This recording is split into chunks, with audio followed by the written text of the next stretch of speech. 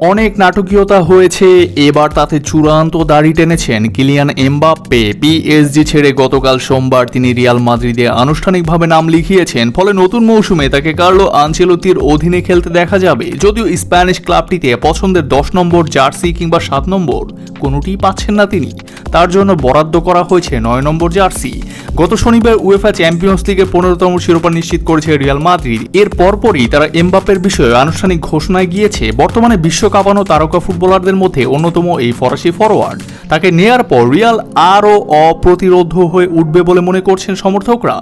এতদিন ধরে যে জার্সিতে এমবাপ্পে খেলে আসছেন, রিয়ালেও তার একটিতে দেখা যাওয়ার সম্ভাবনা ছিল। তবে গত বছর 7 নম্বর জার্সি পাকাপাকিভাবে উঠেছে ভিনিসিয়াস জুনিয়রের গায়ে।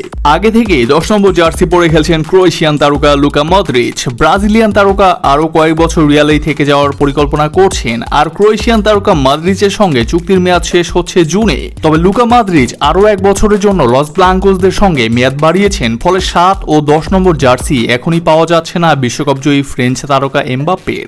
এর আগে আরেক ফরাসি ফরোয়ার্ড কারিম বেনজেমা রিয়ালের 9 নম্বর জার্সি পরে খেলেছিলেন। স্বদেশি সিনিয়রের নাম্বার 9 জার্সিটা এবার উঠতে যাচ্ছে নিশ্চিতভাবে কিলিয়ান এমবাপ্পের গায়ে।